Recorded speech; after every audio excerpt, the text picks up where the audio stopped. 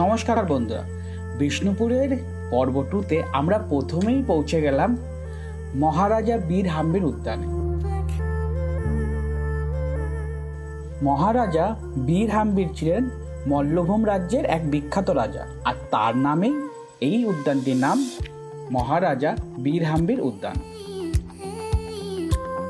সামনে যে মন্দিরটি দেখতে পাচ্ছে সেটা লালজি মন্দির। তো মন্দিরে আমরা পরে ঢুকবো, আগে আমরা একটু উদ্যানটা দেখে নিই।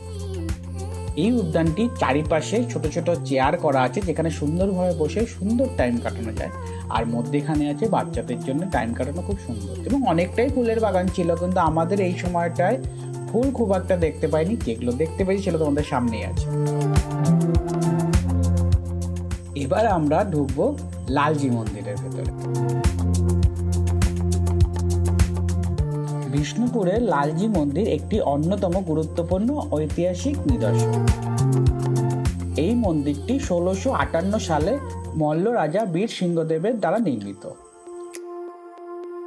মন্দিরটি বাংলার এক রত্ন স্থাপত্য শৈলীতে তৈরি, এবং এটি শ্রী রাধা মাধব এবং শ্রীকৃষ্ণের উদ্দেশ্যে উৎসর্গিত।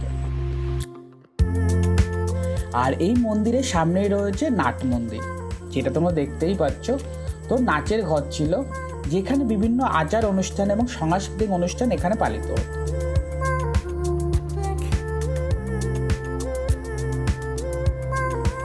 লালজি মন্দির চত্বরে আরো অনেকগুলো ভাগ আছে, যেমন ভোগ বা প্রসাদ প্রস্তুত করার জন্য একটা নির্দিষ্ট জায়গা ছিল, এবং তুলসী বেদি দেখতেই পেলে।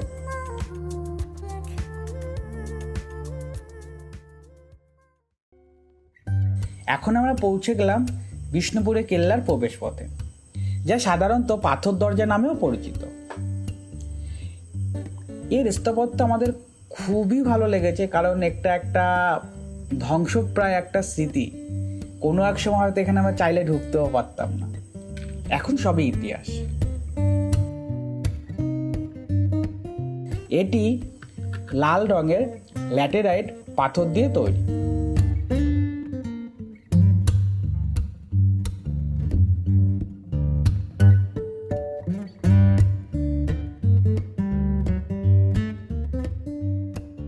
আর এর স্থাপত্যে মোগল স্থাপত্যের প্রভাব দেখা যায়।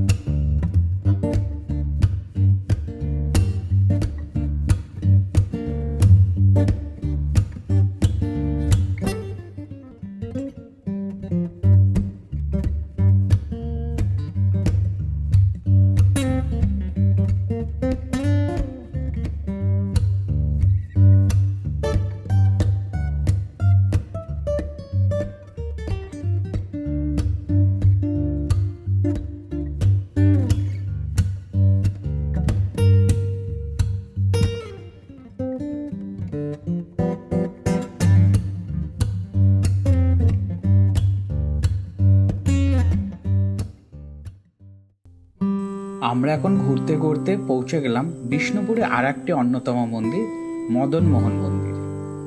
আর এই মদন মোহন মন্দিরের বাইরেটাই কেমন সুন্দর একটা গোছানো মেলার মতন।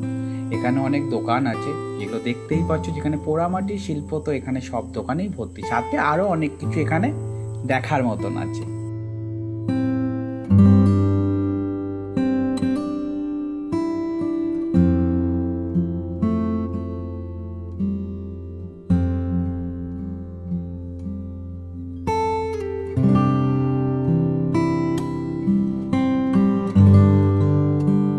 এই মদনমোহন মন্দিরটি বিষ্ণুপুর রাজ পরিবারের অন্যতম শ্রেষ্ঠ একটি নিদর্শন।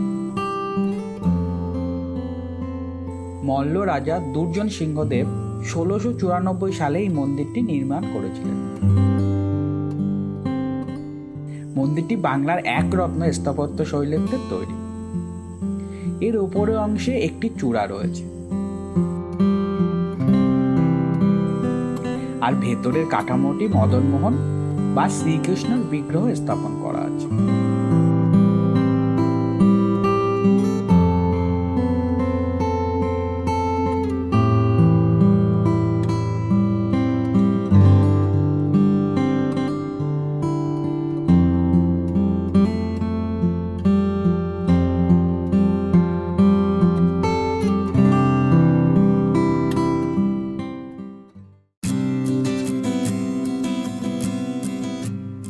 বিষ্ণুপুরে কামানটির নাম হলো ডালমাদাল কামান।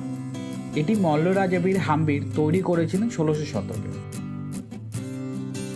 এটি বিষ্ণুপুরের সুরক্ষার জন্য স্বয়ং ভগবান শ্রীকৃষ্ণ এই কামানটি ব্যবহার করেছিলেন। এটি তৈরি মূলত লোহা দিয়ে, কিন্তু এখনো পর্যন্ত কোনো মরিচা পড়েনি এখানে। এই কামানটি 3.8 মিটার লম্বা আর ওজনে 12 টন।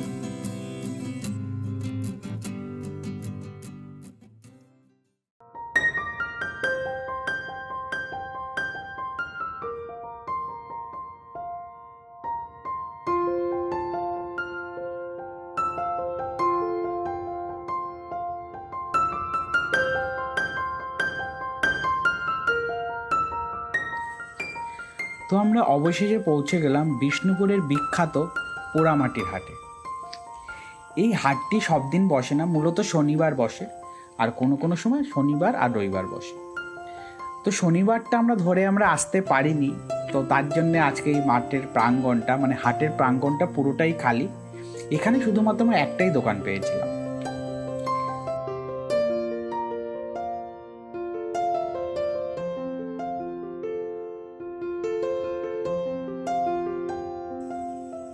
এই হাটটিতে বিভিন্ন অঞ্চল থেকে মৃৎশিল্পীরা তাদের নিজের হাতের তৈরি টেরাকোটা বা পোড়ামাটি নিদর্শন নিয়ে আসে বিক্রি করার জন্য।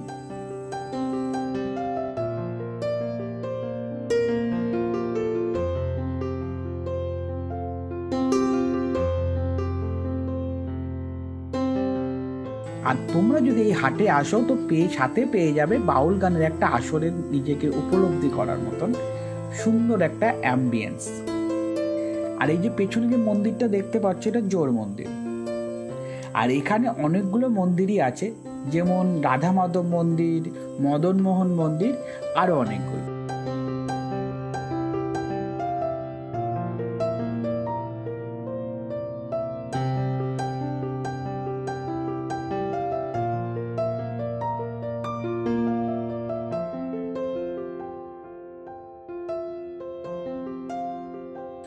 সব মন্দিরগুলোর স্ট্রাকচার খানিকটা একই রকম, তো তোমরা এসেই এখানকার মন্দিরগুলোর উপভোগ করো। আর এখনকার মতন আমরা এই পর্ব শেষ করব, কিন্তু তার আগে বলে দেবো তোমরা যারা এখানে আসতে চাও কিভাবে আসবে।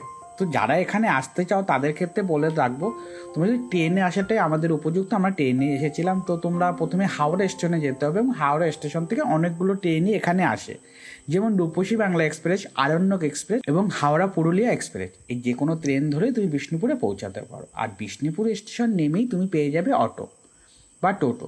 তো টোটো যদি ভাড়া নাও, মূলত এখানকার ফেয়ারটা খানিকটা ঘন্টা হিসাবে, ঘন্টাতে 200 টাকা। তোমাদের এখানে যে লোকেশনগুলো আছে মোটামুটি 2 ঘন্টা লেগেই যাবে, তো 400 টাকা তুমি ধরে নিতে পারো।